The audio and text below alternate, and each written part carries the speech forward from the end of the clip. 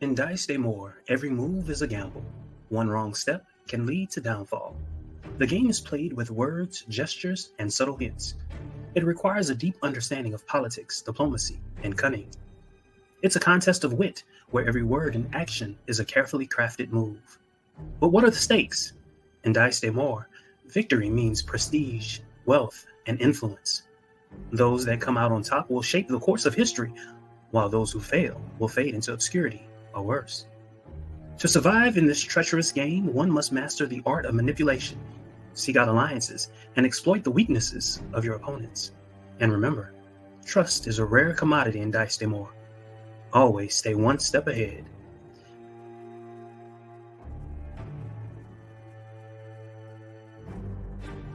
Join us as we explore the intricacies of Daes Demar and unravel its mysteries. From the secret alliances to the heart-stopping betrayals, we'll dive deep into this captivating aspect of the Wheel of Time. So grab your shawl or your sword and join us on this journey through the game of houses. Remember, the wheel weaves as the wheel wills.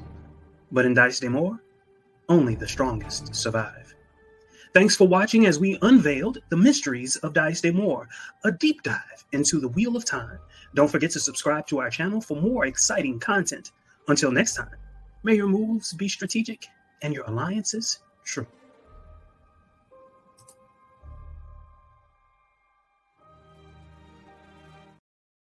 All right, Daes Demar. What's this all about? Daes Demar, I think it was pretty much covered, but we're going to just narrow it down just a bit. It's basically a political game, a structure, if you will, to ensure that one gets their way, just maneuvering pieces and exploitation just to make sure whatever you want to happen will happen, mostly used by the nobility. In this episode, we definitely see that from Moraine's nephew, as well as from Siwan in the end, as it pertains to Moraine. Yeah, great segue. I wanted to talk about Moraine first. So in this particular episode, she's called to meet with the Amerlin seat. How does she adjust with this new reality? At this point, Moraine is still steeled. So she meets with her, and they are not on the same page. So you kind of see this verbal sparring, if you will, between the two of them, because these are star-crossed lovers, but there's a little foreshadowing, like this is not going to work. This relationship is going to be over. And ultimately, we see that something happens to where Moraine is like, okay, I'm done. So now I'm interested. You think that the argument that the two of them had has some bearing on their relationship? The end of the episode is what makes me feel like that just sealed the deal. Like the abuse of power, Daes Demar, if you will, I feel like ended the relationship between the two of them. Okay. All right. Brittany, what were your thoughts about Moraine in this particular episode? So Moraine, in the beginning, I think that she felt like she's on a mission and she's determined and she's going to do anything that she has to do in order to get her mission complete. And be damned anybody that gets in her way. She doesn't care if she used to love them or not, or still does love them. That was the thing about the Amerlin. How do you say it? Amerlin seat. The Amerlin seat. She's still in love with her, and you can see that she's still in love with her. But she's like, listen, I'm doing everything that I can do, and the Amerlin seat's coming at her like, everything you can do is not your best. And she's like, what you mean, not my best? I'm Moraine. So what are you talking about right now? And then the Amerlin seat is like, well, I'm about to take over because you don't know what you're doing. And so that part was like shocking to see the power dynamic between the both of them, because Moraine is for the longest time is like top dog. And you've never seen her be settled or subservient to anybody, but she's subservient to the love of her life. And then Rand is the one that started all this. So she's looking like A2 Brute. Seriously? Moraine is still a little manipulative though, because even in the end, when it's all said and done, like she's like, if you ever loved me, you will not do this. Mm-hmm. So. Didn't know how you thought it was gonna go though. It was good in the beginning watching their dynamic and their story unfold. Yes. I was like, the Amerlin seat was gonna be a fishwife? Wanted Moraine to be a fishwife? Okay, what's going on? I'm here for this. Did you see the two of them though? Like they smiled. They smiled. They were so in love with each other.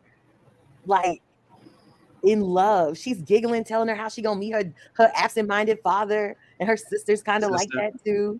Mm-hmm, And mm-hmm. I'm like, look at her, nose wide open. Erica, your thoughts about Moraine? I think she kept it G. I feel like this. I think both of them had every right to feel how each other felt. Like the amulet seat is sitting from a different perspective. She's carried a different type of burden than Moraine has had to carry. She feels like she got these women together and they're gonna listen to her.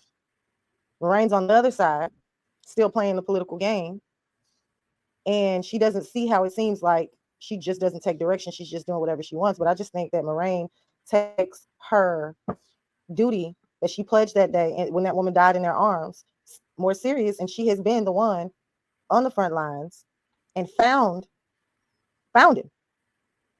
She's now supposed to protect him, and even when she didn't have power, I don't believe that she thought that she wasn't doing what she was supposed to be doing.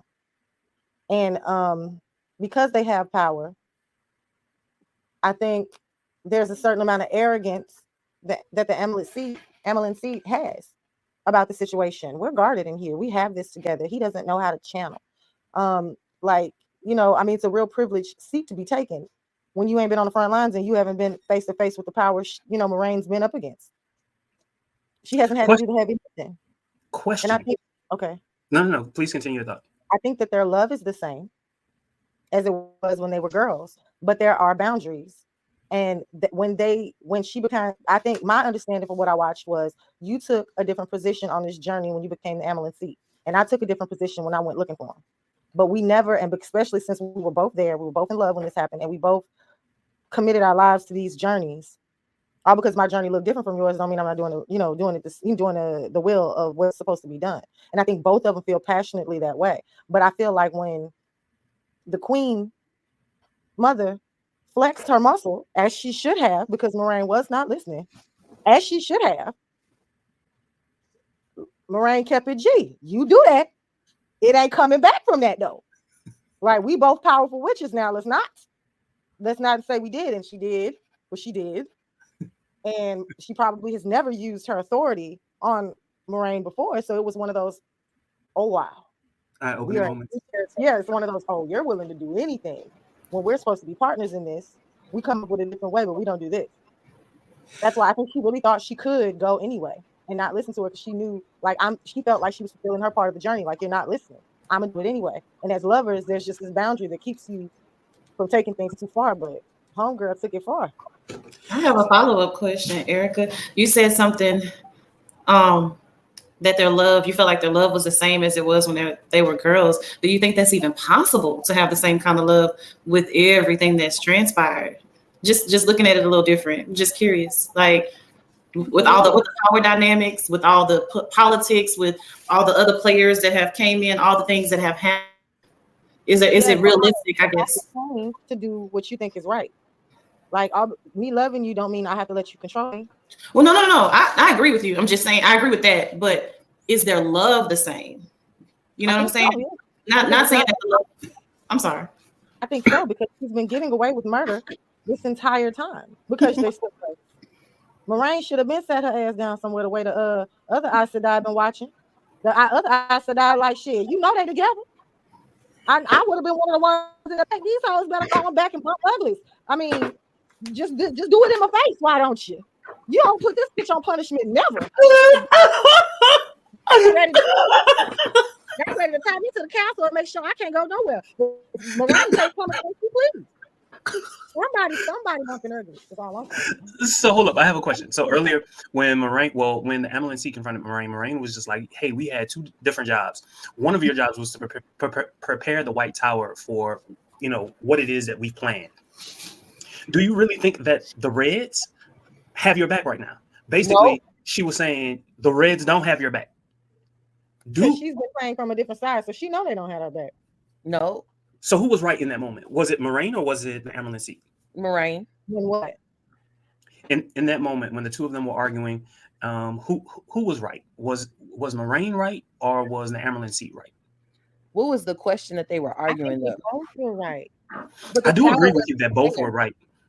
I think if I was sitting on a different side of the power where I've had to sit in this castle for years and do this by myself, harbor this secret, make it seem like there's some type of favoritism when I don't know if there's a greater good that's going to come from all of this. Like, and we ain't included everybody else in this. I think she was right that they needed to let him help. I don't think that her decision to stay in the castle was right. So for me, this is where I came down. Basically, Moraine knows Rand. She knows his motivations. She knows what makes him tick. She knows what makes him work. She knows all of that. At no point did anybody ever stop to ask her, what's motivating Rand in this moment? You know what I'm saying? Like, he's a whole person, all unto himself. And nobody stopped to ask Moraine what the deal was. You know what I'm saying? And his whole motivation all throughout was just to protect his friends, protect his family. That's it. Yep. Without knowing that, she made a decision that, when I say she, I mean the Amelin Seat. She made a decision that she didn't have the right to make because she didn't know she didn't know the full facts. She don't know. Because Moraine had made so many moves already. It's like, I don't get nothing you got to say. You just do. I said she's still not wrong. I wouldn't have been arguing like, Moraine, you been out here doing everything what I told you to do. You walking around here without no power. You ain't got no backup. You've been stealing. What you gonna do? You can't show him how to channel because you can't channel. You can't do nothing. And you ain't been telling me nothing. With your round ass. You know what I'm saying? It's one of those situations. You know when you be dealing with somebody, you just like, man, I love you, but I just feel like, you're gonna mess my shit up. I gotta move you out the way. And you might just be wrong, but it's just like the boy who cried wolf a bunch of times. I know what I'm doing, I know I'm doing. At some point, somebody gonna start feeling like you don't know what you're doing, dog. All right. And that was Rand in that moment. So we've been talking about Rand. Let's kind of dive deep into Rand's character this particular episode. And let's start with Brittany. So Brittany, Rand was caught by Lan, and he was told basically you have to talk to the Amelin Seat. There was a nice moment. I like every moment between Rand and Lan. I do. It seems like a father-son type relationship. It does. I like the way they interacted, and he put the jacket on him and was like, you should give me your sword. And Rand was like, no. I'm going on to it. And he did the little pose to let him know I know how to use it. Don't try to unknife me either, sir. So, Brittany, what's going on with Rand in this particular episode? Okay, so Rand is realizing that he really can't trust the people that he trusted before. So Lanfear is one he trusted. He really realized, I can't trust her. She'll see me in my dreams. She'll see me whenever. She got so much power. She's so sexy, but I got to let her go. I got to play the game with her. You know what I'm saying? I got to play the game. And then Moraine, I think, is like, Moraine is that auntie figure for him. And he wants to trust her, but he's still like hesitant because deep down inside, all he wants to do is get to his friends and protect them because he knows that they're severely in danger. Plus, he looked at her like she's the reason this all started, although she's not. Yeah. He stepped into my town with that bow. You know what I'm saying? He came in here with that bow. Now I'm out here, the dragon. Come on now. Been running for 2 years. Ain't been back. All he wanted was his mama to stop calling him out his name. That's it. Now I'm a dragon. And he's still trying to face the fact that he's the dragon reborn and face the dynamic of that and channeling and not going crazy. So I think going crazy is his fears. All he want to do is put babies in on it win. Is it? That's it. At this point, yes, you're right. But okay, so I have a question for you. When he was talking to the Amelin Seat and he started channeling, that was a comedic moment in the show for me because she humbled him really fast. Like, you've learned nothing this entire time. And I mean, she was just so, she was like, condescending. It was the way she leaned forward in that chair. It was like she was somebody's mama with a cigarette in her mouth. Like, look at young blood. Let me explain something to you. I got more power in the pinky toe than you got right now that you know what to do with. So this is what we're gonna do. I'm gonna go ahead and I'm gonna block you. Okay? And you just gonna sit here until I'm ready to pull you out. Because you ain't learned nothing. You've been out here in the world knowing you were a dragon for 6 months. You don't know how to defend yourself. You don't know nothing. It was all of that is true. A mother slapping the piss out of a child when he stand up in her damn face. You are not giving me dragon energy. You are giving me gecko at best. In case you forgot. All of that is true. All of that is true. But he had the gall and the audacity to start channeling, which is something completely different from what he had done before. Is Rand changing? He's I getting, don't think he's changing. I think he's he's more comfortable with that power.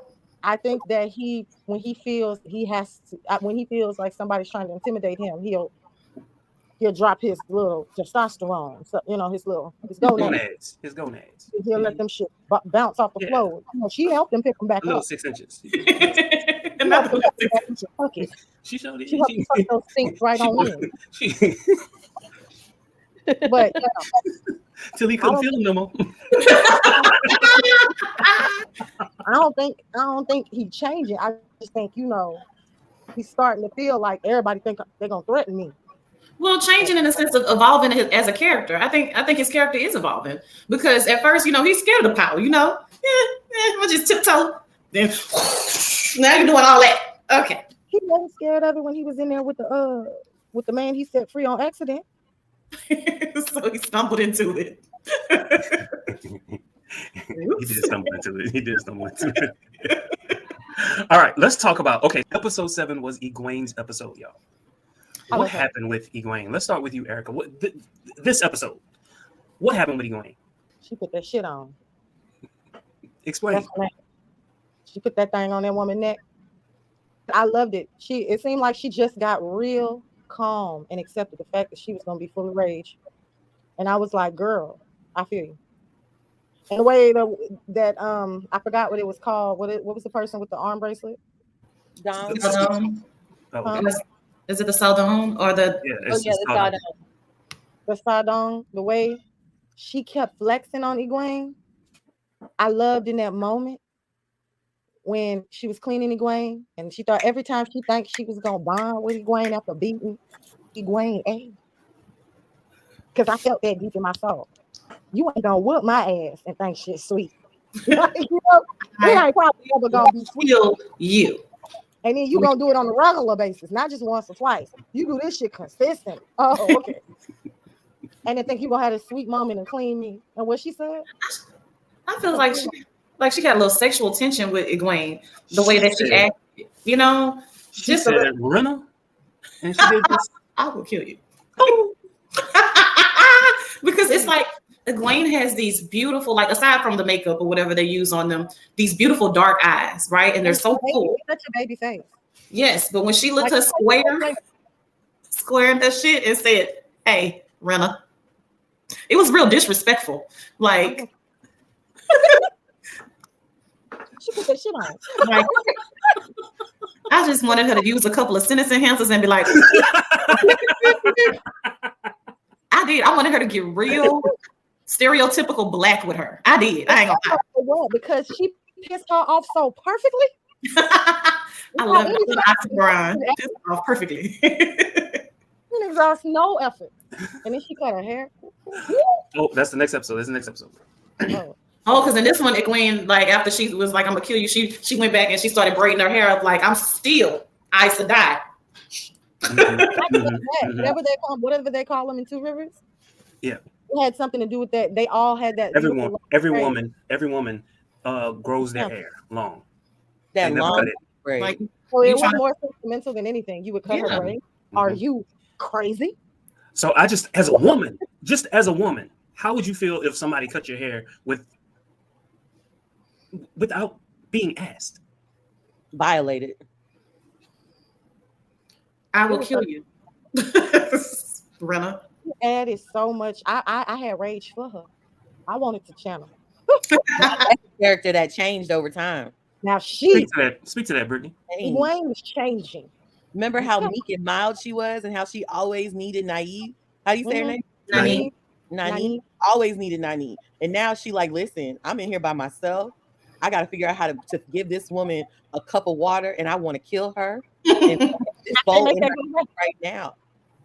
What am I going to do? Brittany, she can't make it go away, Brittany. She can't make it go away, Brittany. She wants to. The biggest display of strength in this show for me than any other character. She had to, or none. She really did. Can you imagine the type of inner strength it took not to summon?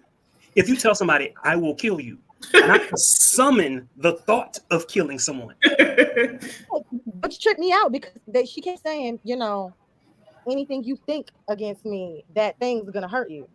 But for her to say that out her mouth and that thing didn't do shit, I was like, what? What were your general thoughts about this particular episode 7?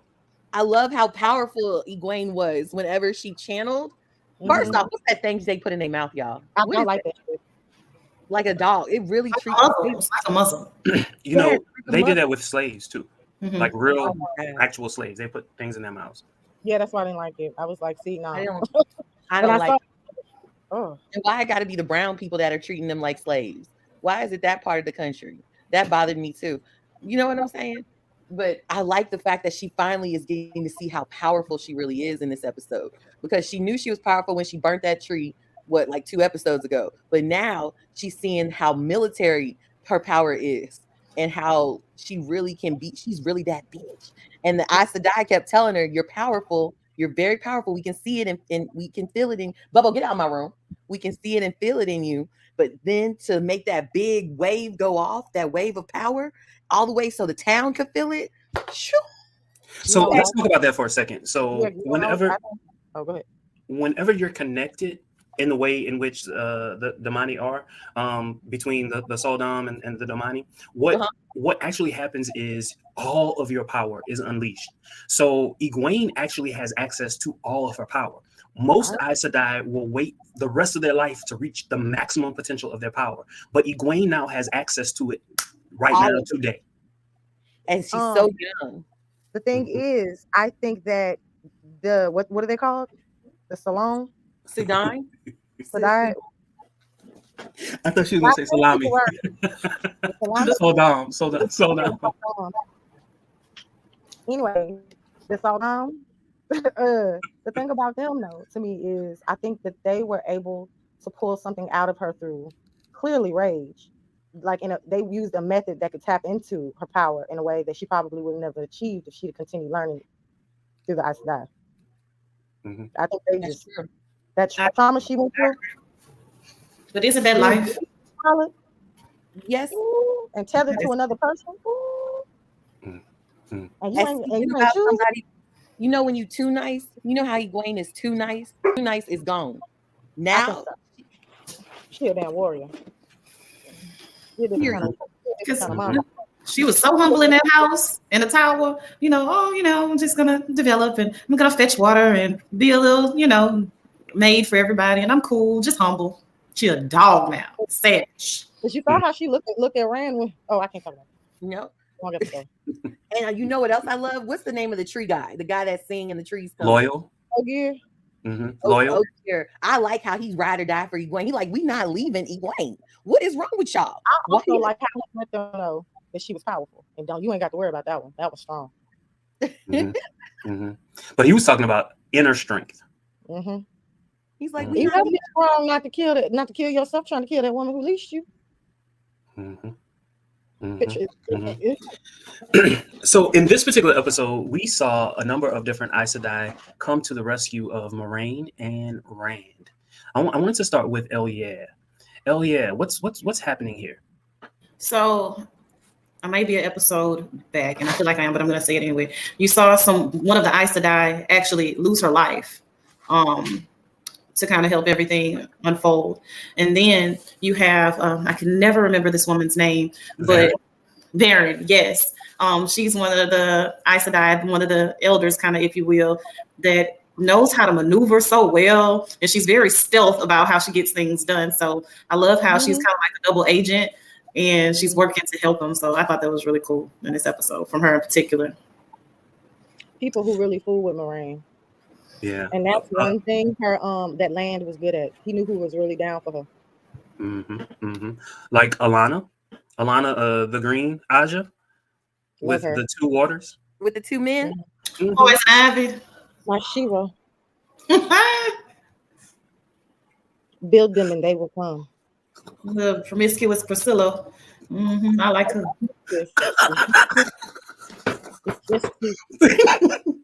Brittany, your thoughts? I love it. I love the fact that she's able to be in control. That was powerful. I thought she was trying to snatch land. I couldn't see past that for a little while. I'm like, she's trying to get land for herself. Like, go sit down somewhere. Land is Moraine. Moraine just tripping right now.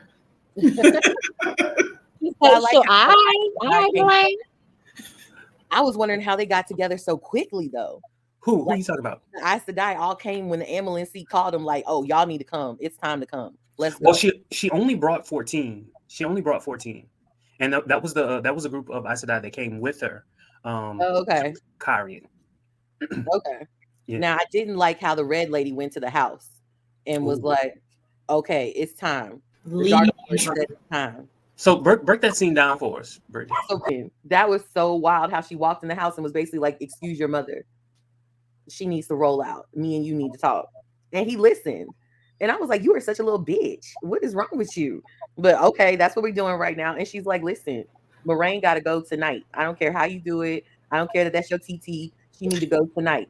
And that's it, period. And if Look. your mama find out, your mama need to go too." And he's Mm. like, "What?" Mm. She's like, "Yeah, your mama need to go too. Everybody need to go. Who knows what's happening? Because the Dark Lord said it's time. Now do your work."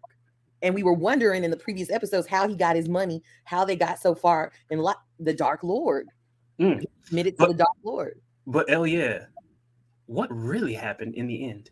So you slept on your mama because you was gonna go ahead and just sell her out anyway. But you look, and you see, like with him or with her, with the sister in particular, you have like this kind of backbiting with little sister, big sister, and I can't stand you, I love you, I hate you. And in the end, her love for her sister shows up. Like, okay, one thing, two things for certain about my sister.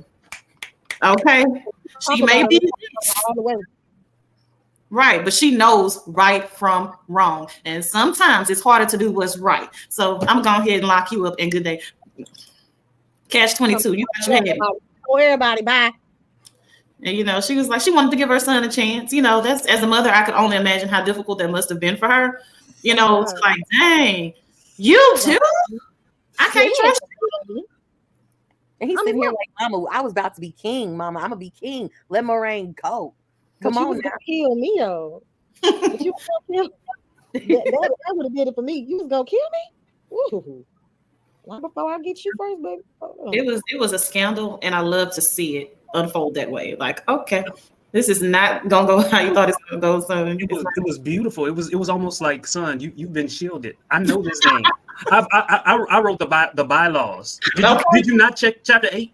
You did. It was some Game of Thrones type of You stuff. thought you was gonna send me somewhere in my house where I couldn't hear what the hell was going on in my shit? I know every nook, cranny, crack, crevice in this mother. Shut your mouth. I've been living in here for 100 years. I know. At least. Get me out my room and think I ain't go to the next room to listen to what the hell y'all was talking about. And here you go with your petticoat and your comb over and think you got one up on me. Told somebody to send me to a room where you was gonna kill me. That would have hurt my feelings. I'm embarrassed for you. My feelings never did it for me. But how about this? She already told the queen. Don't tell nobody. I already did. Queen, no. And did. And snitched. He was like, "Not the queen. You told future Bay." Damn. And snitched. Good day. How you think this plan got off so well? Everybody know that you slime. No. She said it in, what was it, episode 1, episode 2 of this season? I run this place. Not you, Moraine. Didn't say that. And now she had to turn around and remind her son the same shit. I was proud of the sister. I really was. Like, I'm so glad, because when it comes to mothers and their sons across the board, it don't matter what your skin look like. It's just something that's real different about how mothers are with their sons and the things that they allow them to get away with. I know that took a lot for her to do. So the question is, did Moraine and her sister get it honestly? Do they know how to play this game? Oh yeah. Oh yeah. Oh, and you know what? I'm just thinking about it. The Moraine's sister basically said that that her son is more like who did she say? The mother. Yeah. As if to say he's not like us on so many different levels. He weak. Oh Jesus! He folds, baby. He folds. All right. What else do we want to talk about in this particular episode?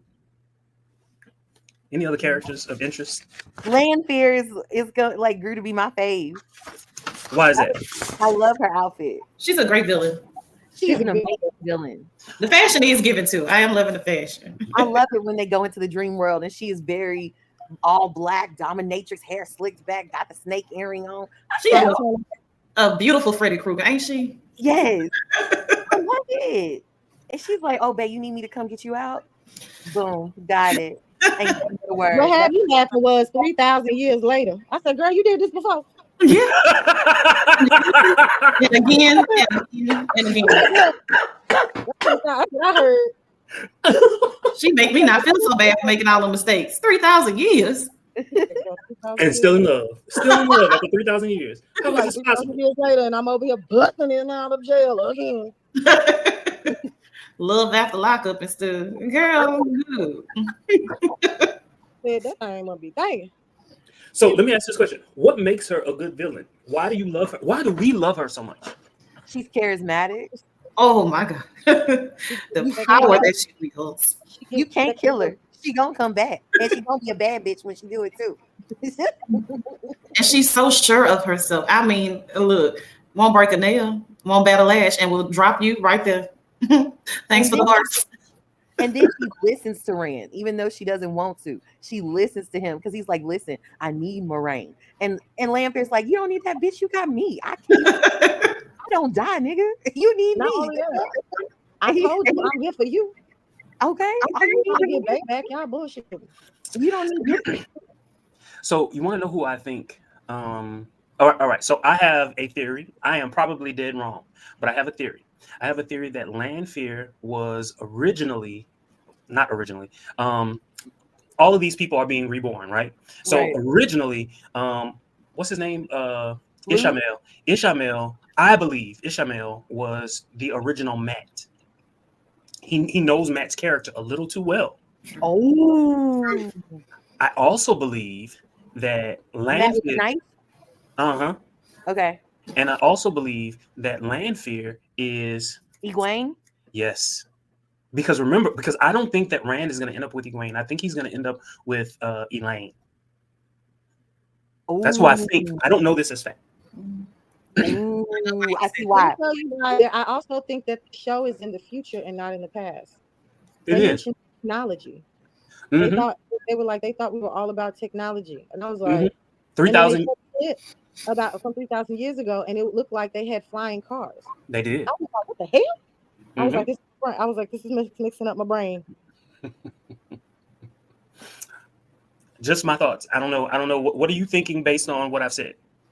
I think that I agree with the Matt part because he's so close to Matt, especially in this episode with drinking the tea and him wanting Matt to find himself.